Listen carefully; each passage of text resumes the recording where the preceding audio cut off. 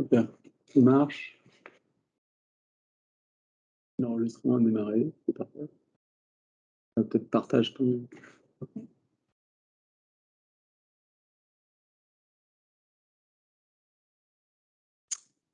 Super. On commence? Je pense qu'on est à peu près bon. Là, ça. Juste pour notre. Ouais, je pense qu'il le voit là. Ouais. On va voir. Ouais, là, c'est bon. Bon, bah, parfait. Bah, écoutez, bonjour à tous. Je vous propose. Donc, je suis Yann Bonnet du Campus Cyber. Donc, on est très heureux aujourd'hui d'accueillir pour ce troisième Insider. C'est aujourd'hui un sujet qui est extrêmement important, si ce n'est pas le sujet le plus important, je pense, pour l'écosystème, la formation, les talents. On est vraiment dans une période de pénurie, comme vous le savez, et on a besoin de former beaucoup plus d'acteurs, d'attirer.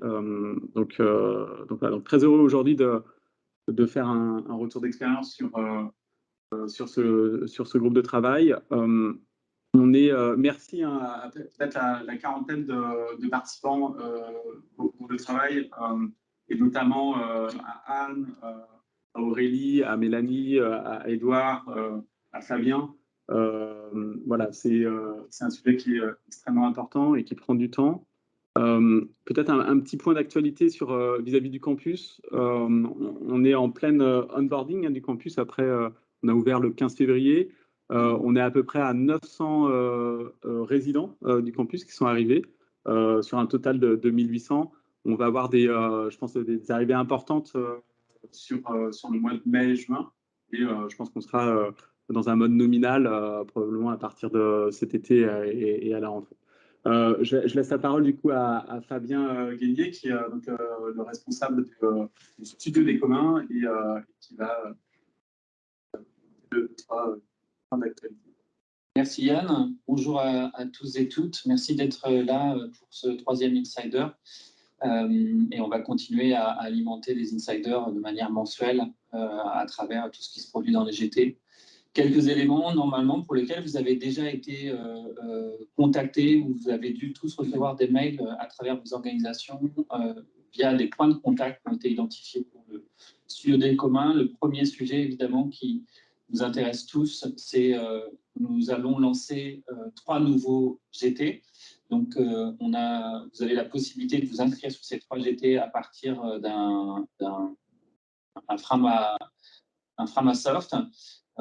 Et nous allons, avec ces GT aussi, commencer à construire nos premières communautés d'intérêt autour des GT parce qu'on a vu que beaucoup de gens étaient intéressés à discuter des sujets, même s'ils n'étaient pas directement impliqués dans les GT par manque de temps.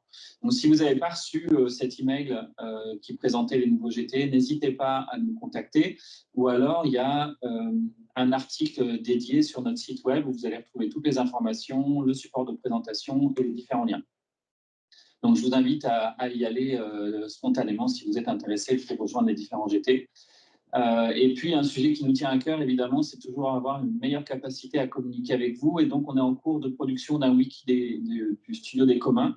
On a fait les premières spécifications. On espère le voir sortir courant mai, ce qui nous permettra aussi de commencer à s'outiller pour soutenir l'activité des GT et des communautés d'intérêt. Une fois ces éléments passés, je pense que je vais pouvoir maintenant laisser le sujet porté par Mélanie, qui va vous présenter en fait tous les éléments liés au GT formation qui existent quand même. Il faut se rappeler, je crois que c'est le plus vieux GT du campus cyber parce que je pense qu'il a à peu près la même durée de vie que le campus, à peu de choses près. Je ne sais plus exactement, mais je crois qu'on est quand même sur 1 an et demi de travail en continu, toutes les 2 semaines, 1 heure et demie toutes les 2 semaines, et avec en plus maintenant toutes les semaines parce qu'il y a 2 sujets passionnants. Donc, à nouveau, comme l'a dit Yann, bravo à tous, bravo à l'implication des coordinateurs, coordinatrices qui ont su être présents jusqu'au bout et qui sont encore là aujourd'hui. Effectivement, Fabien, on a démarré en novembre 2020. Oui, c'est ça. On a survécu au Covid et c'est extraordinaire. Super, merci Fabien. Donc, enchantée, Mélanie Verine, en charge du GT formation, que nous allons vous présenter aujourd'hui. Donc, nous vous avons fait un petit point d'actualité et à présent, nous allons vous présenter le GT formation avec son axe formation et son axe vocation et dynamisation. Puis, nous allons présenter les axes de réflexion du GT et la fameuse matrice de compétences ou le référentiel de compétences métiers. Ensuite, vous aurez un petit peu de temps pour quelques questions. Et pour cela, donc, je te laisse la parole, Édouard, pour nous présenter le GT formation dans sa globalité. Merci. Voilà. Très rapidement, donc on a démarré effectivement en novembre 2020. Au début, on était plutôt sur l'aménagement des locaux et on avait décidé de se réunir tous les jeudis de 13h30 à 15h. Donc au début, on est parti dans d'une analyse un peu de ce qu'il y avait et ce qui manquait. Donc on accueille dans ce GT tous les participants, que ce soit des écoles, que ce soit des utilisateurs finaux, des clients finaux, que ce soit des sociétés de services, tous les acteurs, tous ceux qui ont besoin de ressources et qui travaillent autour de cette problématique des compétences cyber qui sont le nerf de la guerre ou le point douloureux de nos métiers, quoi. Donc on est parti sur tous les sujets et on a commencé à faire l'inventaire des problèmes, de les mettre par catégorie. On s'est rendu compte qu'il y avait quand même beaucoup de sujets autour de la problématique de la féminisation de ces métiers, de la problématique de la vocation.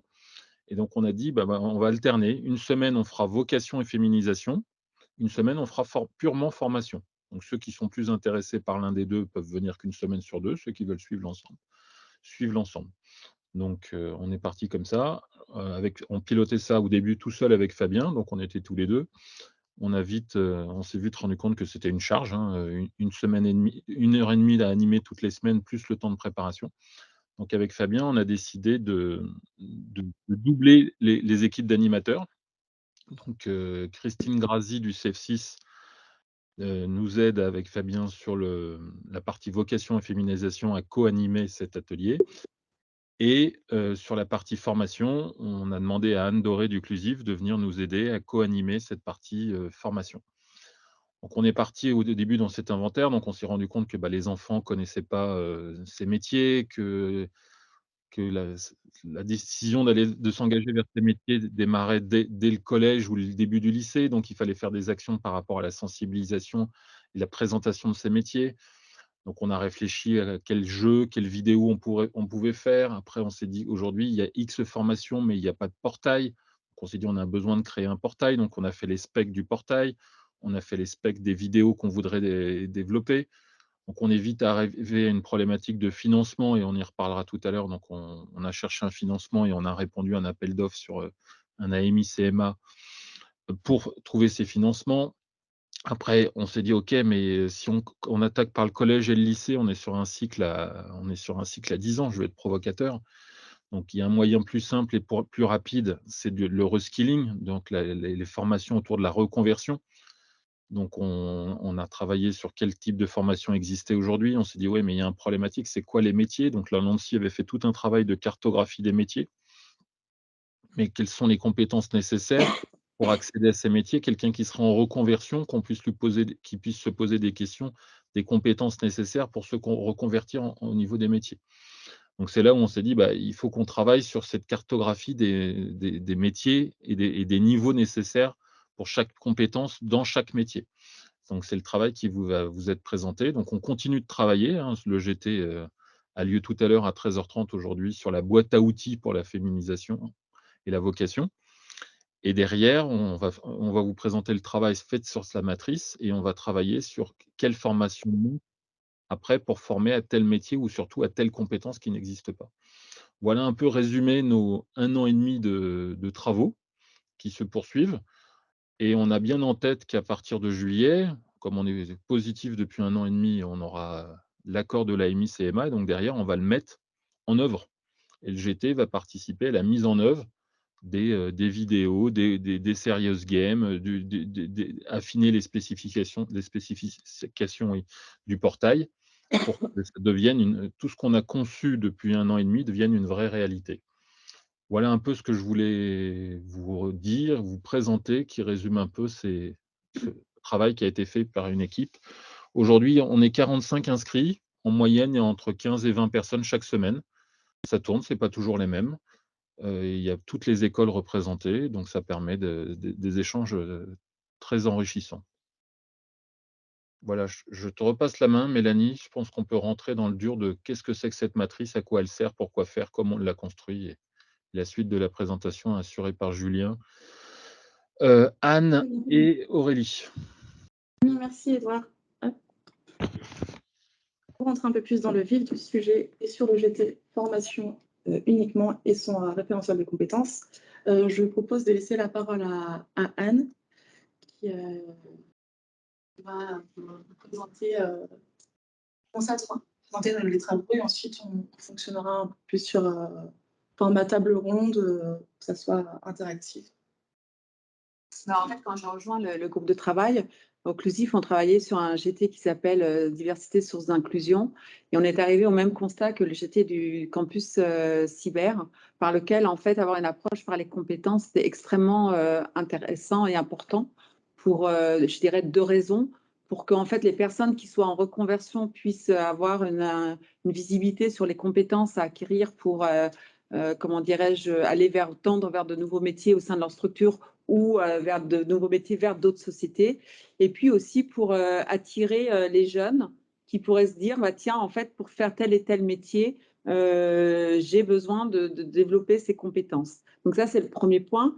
Le deuxième point qui est extrêmement important, et je pense qu'on y reviendra tout à l'heure plus en détail, c'est que en fait, cette grille de compétences, il y a 3 axes d'analyse qui sont 1, les compétences techniques, 2, le savoir-être et le savoir-faire pour justement permettre, faciliter les reconversions. Et on s'aperçoit que l'industrie de la cybersécurité, ça évolue tellement vite qu'en fait, c'est très important, par exemple, d'avoir cette volonté d'apprentissage permanent ou cette capacité à se remettre en cause, et que c'est tout aussi important que certaines compétences qu'on peut avoir à un jour J.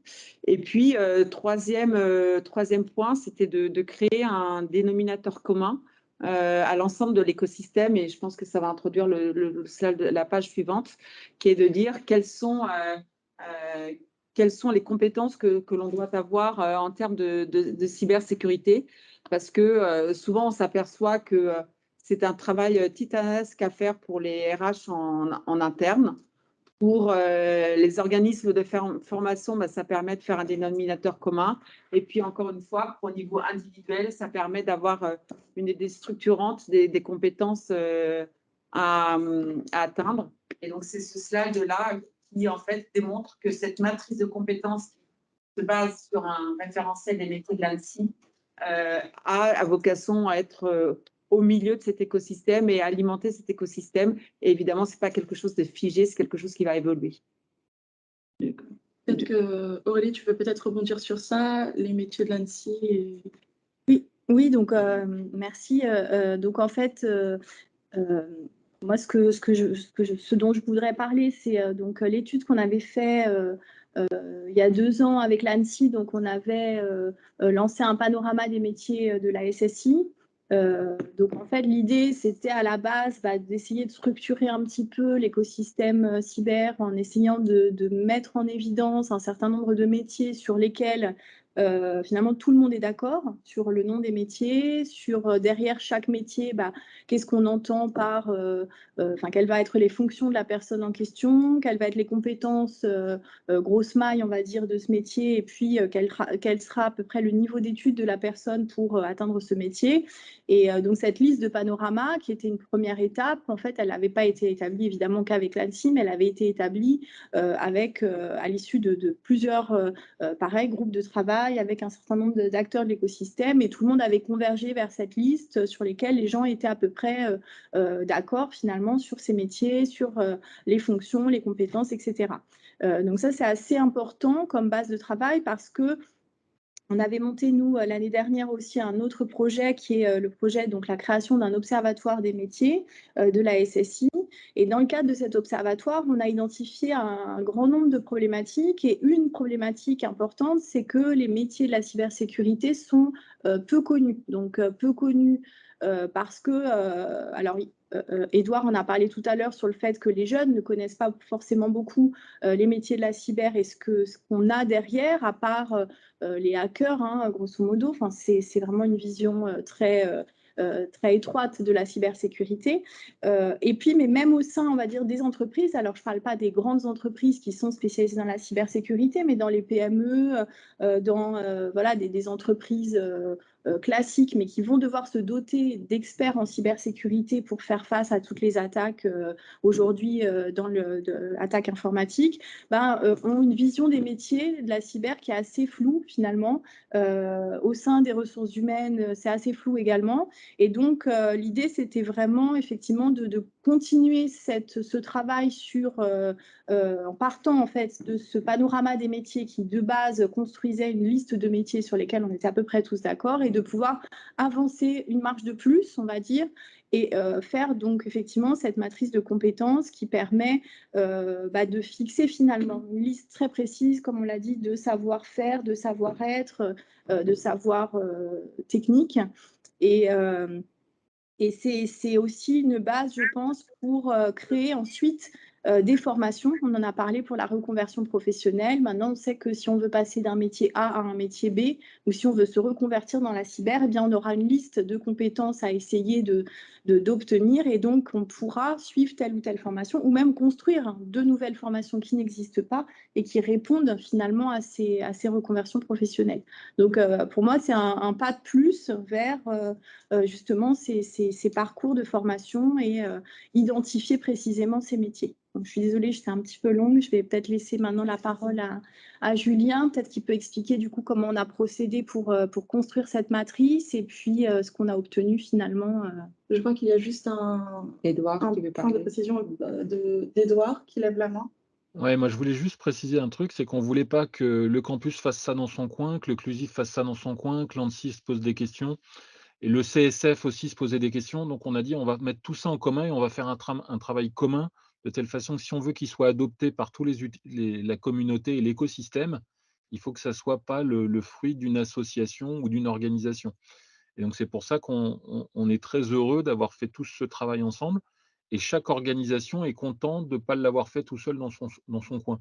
Et je pense que c'est une des premiers succès du campus. Un des premiers succès de campus, c'est que c'est un travail qui est le fruit de X organisations et qui sera donc adopté partout et rapidement. Oui, tout à fait. C'est exactement ça. Et c'est sur ça, effectivement, que je voulais continuer. Parce qu'effectivement, on est parti de pas mal de référentiels, les référentiels internationaux qui sont souvent axés très savoir-faire, très techniques, presque trop précis en fait, hein, et puis de travaux qui avaient été faits par AXA, qui nous ont partagé les choses, par le Clusif. Et puis de tout ce qu'on avait aussi en termes de formation. Donc moi, je suis responsable de la formation professionnelle à l'NCBS, qui est l'école d'ingénieurs de l'Université de Bretagne Sud. Et on a aussi nos référentiels dans tous les centres de formation spécifiques.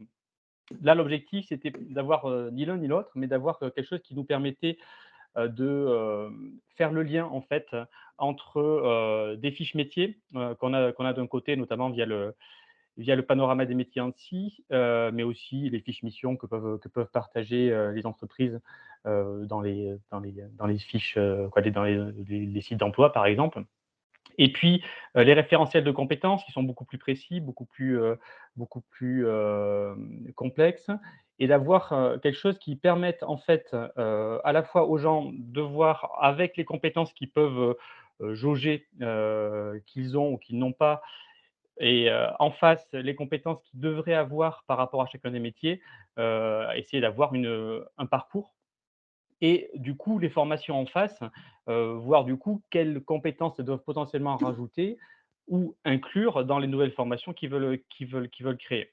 Une fois que ça est terminé, l'objectif, c'est bien sûr d'alimenter le panorama des métiers ANSSI en précisant, complétant, mettant à jour ces compétences-là au niveau en fait de notre des fiches métiers plus particulièrement.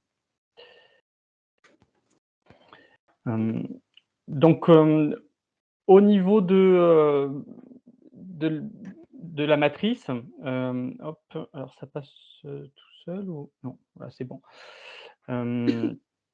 Donc, au niveau de la matrice, on a procédé en prenant en compte d'abord les catégories et les métiers du panorama des métiers.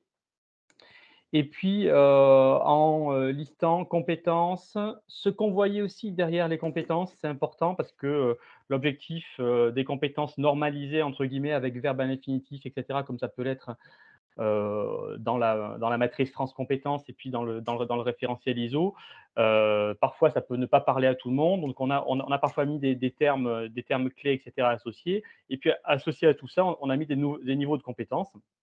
Donc, on va voir un petit peu qu'est-ce que ça peut donner comme exemple. En fait, on a coupé tout ça en deux grands blocs. Des compétences métiers, donc toutes les compétences qu'on a catégorisées en plusieurs parties, la SSI opérationnelle, par exemple, effectivement, le pilote, tout ce qui est architecture SSI, protocole SSI, sécurité des réseaux et des systèmes, etc. Le pilotage SSI, donc tout ce qui est PSSI, analyse de risque, etc. La supervision, l'investigation. Puis après, des compétences plutôt transversales, donc qui aident au métier, en fait, qui sont vraiment des postures personnelles et des postures de travail en groupe. Donc, typiquement, intégrer les enjeux métiers, réaliser des veilles, automatiser des outils SSI, agir avec rigueur éthique, etc.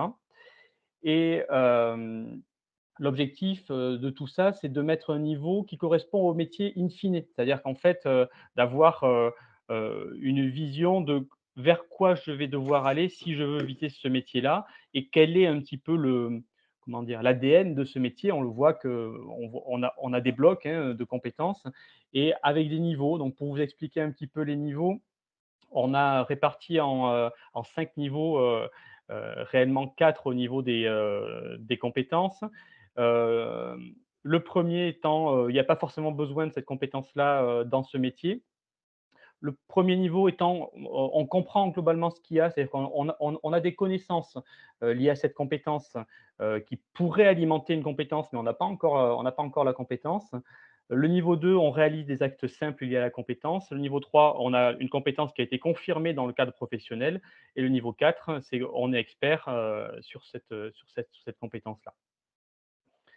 Et donc, par rapport à tout ça, on a eu des métiers qui ont été plus ou moins écartés, en tout cas qu'on a écartés dans un premier temps, ou qu'on a considérés différemment. Par exemple, on a eu des spécialistes, des métiers spécialistes comme cryptologues, etc., qu'on a mis de côté parce que c'est des métiers qu'on a considérés qui n'étaient pas clairement du tout venant, entre guillemets. Donc, on les a mis dans les experts, et les experts, vous voyez à certains endroits, il y a un niveau de 2 à 4, etc., ou parfois on a niveau 4 selon spécialité. Effectivement, sur la spécialité de l'expert, on va avoir des niveaux d'expertise liés à certaines compétences. Dernière partie, au niveau, vous voyez une zone grise. Cette zone grise, elle est principalement sur les métiers dits transversaux. Donc, c'est les métiers que l'ANSSI a classés en contribuant ou pouvant se spécialiser dans la SSI, type DPD, juriste, communication cyber, responsable de PCA, etc., qui, pour l'instant, on n'a pas regardé je dirais en profondeur, parce que l'objectif, c'était vraiment de regarder les métiers purement SSI.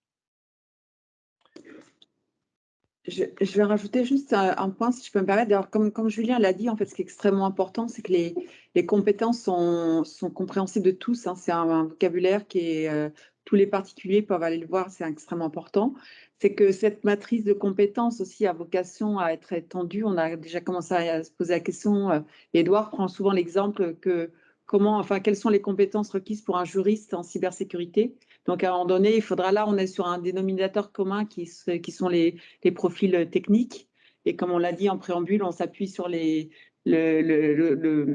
dirais-je, le catalogue des métiers, je sais plus, panorama, pardon, des métiers de la cyber de l'ANSSI, mais ça pourrait être étendu parce qu'il y a quand même des demandes très fortes sur tout ce qui est risque, conformité, etc., etc. Et puis le troisième point, c'est que en fait cette matrice va être utilisée par le GT de l'intelligence artificielle, comment dirais-je, du campus.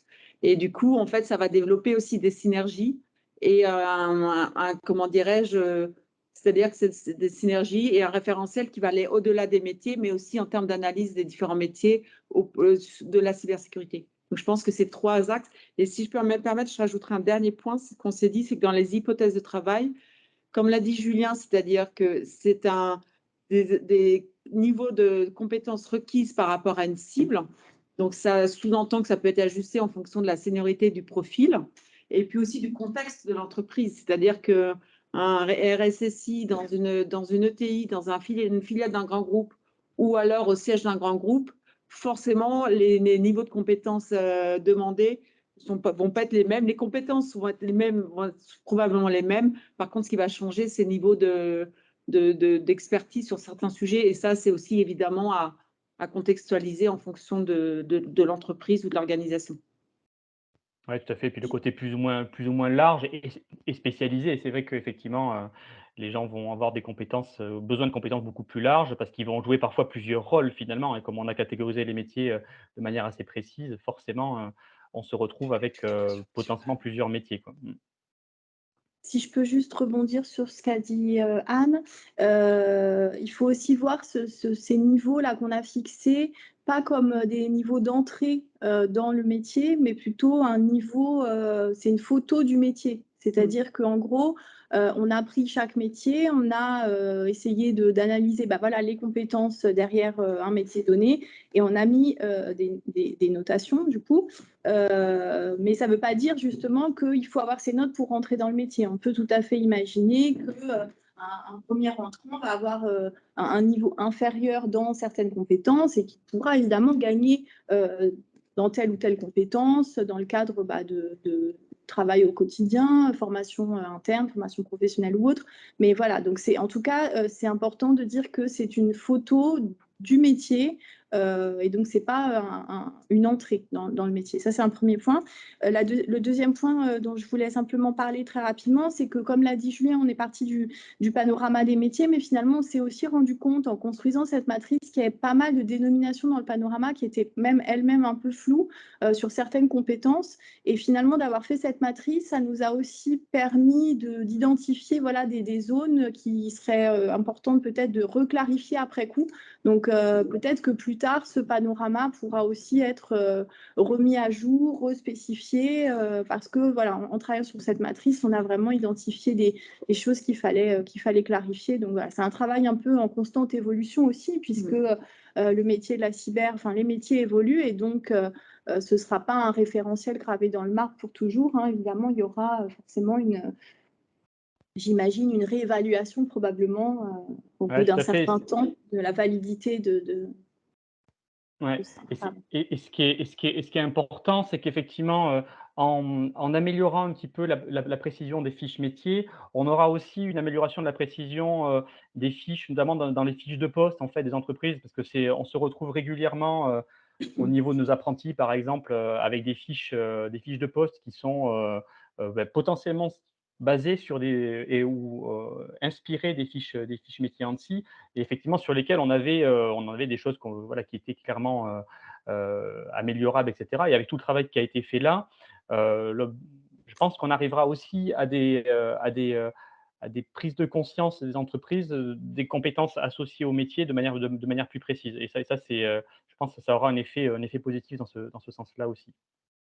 Et je pense, Julien, il y a un point qui est important aussi, c'est le travail que vous allez faire. Parce que là, on a évoqué qu'on a pris le parti pris d'avoir des compétences qui soient compréhensibles de tous. Mais il y a aussi un travail de correspondance avec la nomenclature de France Compétences, hein, si je parle sous ton contrôle, pour que justement ça puisse intégrer toutes les grilles des organismes de formation et de l'éducation nationale et que ça puisse alimenter tout l'écosystème de formation. Et cette correspondance est aussi extrêmement importante pour tous ces écosystèmes de formation aussi. Exactement. Et effectivement, quand on crée un référentiel de formation, on a besoin effectivement d'entrer en termes de contenu. Et là, l'objectif, c'est surtout pas de substituer au référentiel de formation, hein, mais de servir de base, en fait. C'est-à-dire que de faire une sorte de checklist pour que les formations qui veulent répondre aux besoins des métiers qui sont identifiés puissent avoir, on va dire, une structure. Et effectivement, l'objectif était d'avoir une dénomination simple, précise et respectant les standards ISO pour que ce soit une base saine. Il y a une question sur le métier, si c'est un métier purement cyber ou un métier où le cyber est en transversal. Effectivement, l'objectif, c'était de coller aux métiers ANSSI. Donc, c'est des métiers effectivement qui visent le cyber. L'objectif pour les métiers dits transversaux dont je parlais tout à l'heure, effectivement, DPO, etc., c'est dans un second temps, en fait. C'est effectivement le référentiel de métiers non techniques qu'on voit actuellement. Est-ce que, comme il y a des questions, je ne sais pas si… Alors, juste avant de passer aux questions, donc, le référentiel est en cours de finalisation. Vous pourrez le trouver à disposition sur le site du campus après relecture de l'ANSSI. Je pense au contrôle Aurélie. Mais merci beaucoup pour cet échange en tout cas, et on peut effectivement passer aux questions. On a déjà quelques questions dans le chat. Ouais. Donc, question d'Arnaud aussi, des compétences identifiées autour de la sensibilisation, communication et pédagogie. Bien sûr, effectivement, donc on a, donc c'est les compétences dont je parlais tout à l'heure qui sont les compétences transversales. Et effectivement, on a des compétences sur la partie transmission, donc autant communication que organisation personnelle, que le fait d'adapter sa communication aux différents interlocuteurs, de fédérer les interlocuteurs, de collaborer, de communiquer, etc. Donc, l'objectif, c'était en fait pour nous de viser les compétences transversales nécessaires aux compétences métiers pour que le métier se développe bien. En fait, c'était vraiment ça. C'est-à-dire de ne pas avoir une liste exhaustive de compétences transversales qu'on aimerait bien, mais vraiment focaliser sur les compétences transversales qui sont propres d'abord au cyber et voir comment elles s'intègrent dans chacun des métiers au quotidien en termes de cyber. Il y a une question sur la culturation, la coloration de diplômes existants.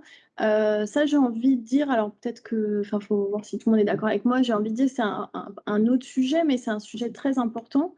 Je pense que c'est un peu ce qu'on évoque, enfin, ce qu'on a commencé à évoquer dans le GT Vocation et Féminisation, parce qu'il y a toute cette partie où la vocation, c'est aussi parce que faire naître des vocations, c'est intéressant, mais il faut aussi que les gens sachent de quoi on parle. Donc, en fait, les sensibiliser au domaine de la cybersécurité. Donc, c'est aussi pour ça, je pense qu'il y a ce GT sensibilisation qui va être monté aussi. Ça, c'est une problématique qui est hyper importante, qui nous intéresse, nous aussi, à l'ANSSI, dans le cadre voilà, dans ce qu'on étudie au sein du centre de formation, c'est justement d'essayer de sensibiliser un maximum de personnes à la cybersécurité et comme vous dites, colorer les diplômes en essayant d'intégrer dans beaucoup de diplômes existants, effectivement, une facette de la cyber et pour que les gens comprennent en fait comment ils sont finalement reliés à la cybersécurité et comment ils peuvent même accéder éventuellement à la cybersécurité en ayant un cursus technique autre, comme vous dites, l'électronique, l'énergie, la physique, les maths, ou d'autres, la biologie même éventuellement. Enfin voilà, tout est possible. Donc voilà, pour juste préciser un petit point sur la relecture ANSSI, en fait, c'était juste pour dire que donc cette matrice, on est à peu près d'accord pour l'instant sur les notations, puisqu'on a fait ça en groupe de travail avec tous les acteurs autour de la table.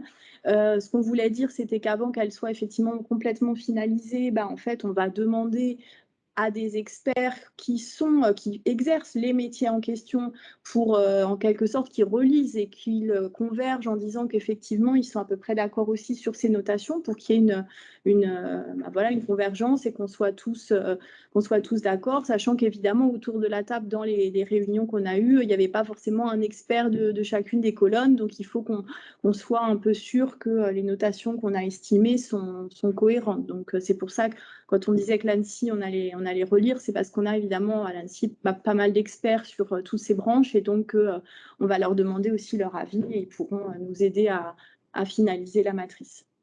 Moi, je voudrais en complément de ce que vient de dire Aurélie, sur la partie acculturation, il y a un autre sujet dont on a parlé au GT, on en a parlé avec Fabien aussi, c'est un module de culture générale, en fait, culture générale de la cybersécurité.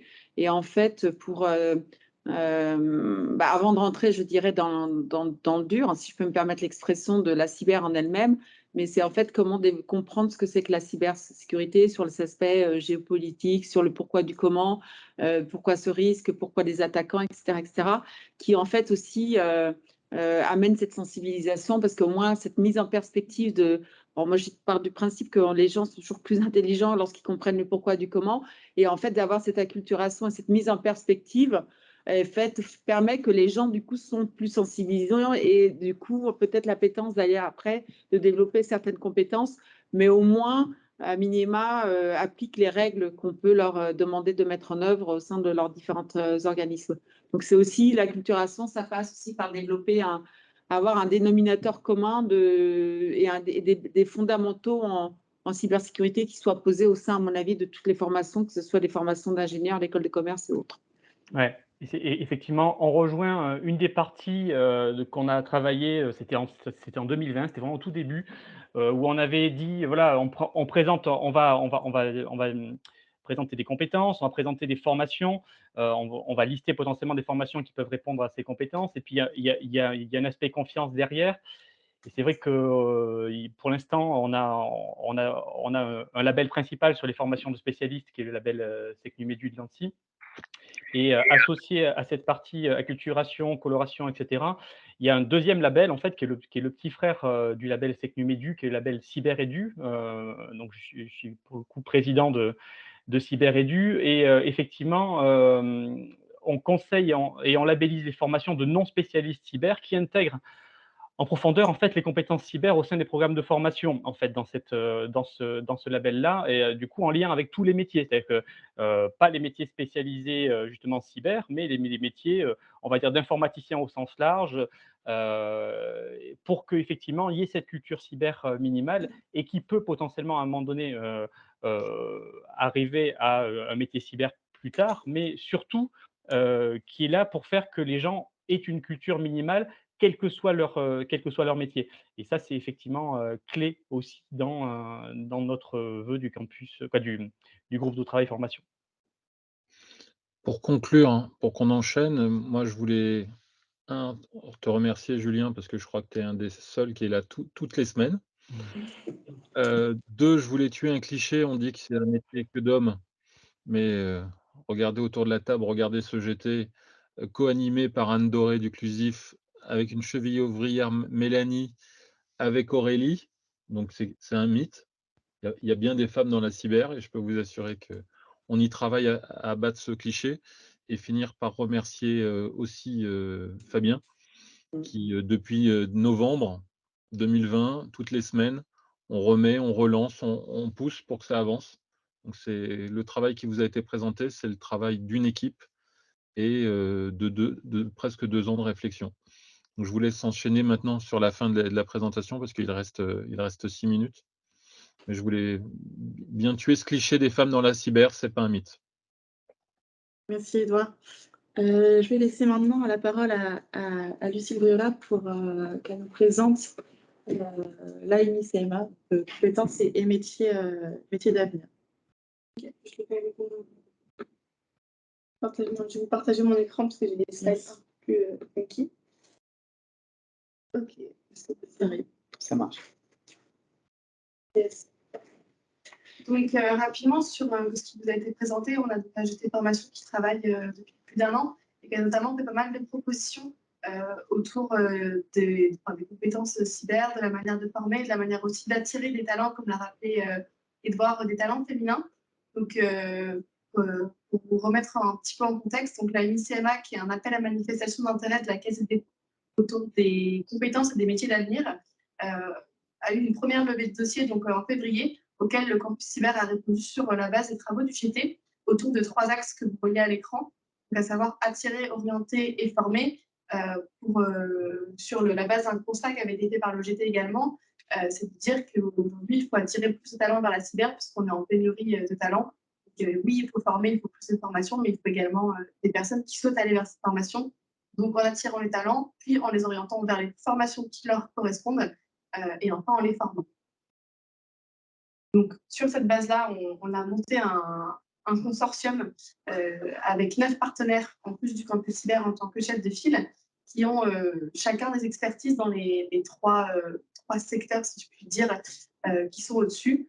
Donc, notamment sur être capable de créer du contenu qui déclenche de l'émotion côté attraction, avec Radio France, qui a également un canal de diffusion évidemment national, sur l'orientation au LICEP, qui est quand même l'acteur de orientation de référence nationale au niveau des collèges et des lycées. Et enfin, pour la formation, adresser aussi bien les étudiants que les professeurs et un référentiel aussi de compétences via Pix. Sur les livrables, donc pour toujours ces 3 volets, on a des livrables qui sont assez larges, donc que ce soit sur du contenu ludique, audiovisuel et des ateliers numériques dans les établissements pour la partie attractivité. Sur l'orientation, donc avec le MICEP notamment, s'est rendu compte qu'il n'avait pas de guide métier à destination des métiers cyber. Donc on a notamment pour objectif de développer ça avec eux et de créer également une plateforme d'orientation pour les jeunes et les moins jeunes en formation donc initiale et continue. Et enfin, donc, sur la partie formation, des MOOC et webinaires à destination des enseignants, avec toujours cette idée de, pour réussir à parler de cybersécurité, il faut aussi former les formateurs. Des modules de formation, notamment en go-skilling. Et enfin, donc, un référentiel cybersécurité avancé sur la base de ce qui existe déjà chez Pix, mais juste pour aller plus loin, notamment en lien avec ce que fait le GT. Donc, en termes d'impact, rapidement, de manière macro, on a donc sur les prévisions une capacité assez large à toucher aussi bien donc, de nombreux enseignants, à former des salariés, à toucher et à former également des étudiants, à sensibiliser des jeunes filles. Et sur le grand public, là, potentiellement, avec des partenaires tels que Radio France, on peut toucher des millions de personnes. Les grandes lignes. Et donc ça, c'était pour le premier dossier déposé.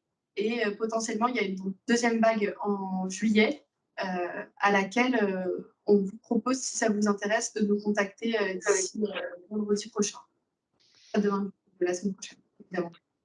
Et donc, typiquement, on réfléchit à un MOOC qui pourrait être un commun, comme l'évoquait Anne, qui pourrait être la base de la cyber. Et ce MOOC, on pourrait effectivement aller chercher le financement pour le créer dans le cadre de la réponse pour début juillet.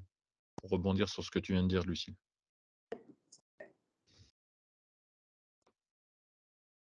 Très bien. Est-ce qu'il y a des questions dans l'Assemblée? Peut-être qu'il faut qu'on donne ton mail aussi pour le contact. Ouais, nous allons vous laisser le mail de Lucille dans le chat. En ce qui concerne les GT, notamment les nouveaux GT, vous avez un formulaire qui vous a été transmis, auquel vous pouvez vous inscrire afin de participer au nouveau GT. En ce qui concerne le GT formation, je pense qu'il est un petit peu bien avancé. Donc, peut-être que Arnaud peut peut-être me faire un mail à part concernant le GT formation. S'il vous plaît. Très bien.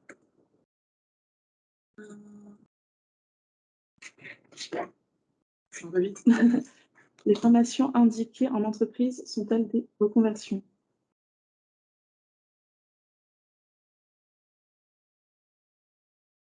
Je comprends pas très bien la question sur les formations indiquées en entreprise. Je suis pas sûr. Je ne suis pas sûre de très bien comprendre la question. Les formations indiquées en entreprise sont-elles des reconversions? Sur le tableau. C'est la MICM, peut-être. C'est peut-être. Est-ce que tu peux peut-être prendre la parole, Luc, pour nous expliquer ta question plus en détail? Ah, c'est lié à l'AMI, j'ai l'impression. Ah, d'accord, oui. parce que- Sur le tableau parce que précédent, on oui. parle de formation.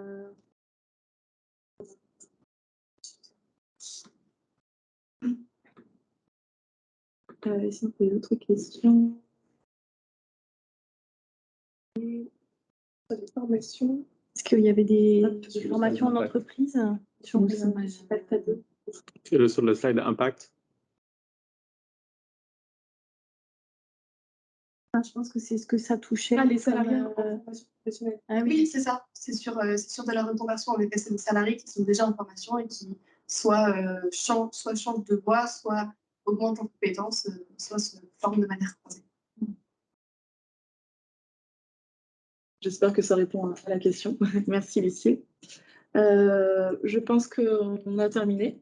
Merci à vous tous. Merci à vous tous également autour de la table pour ce travail et cette belle présentation. Et à très vite. Merci. Merci, bonne journée. À bientôt, bonne journée, au revoir. Au revoir.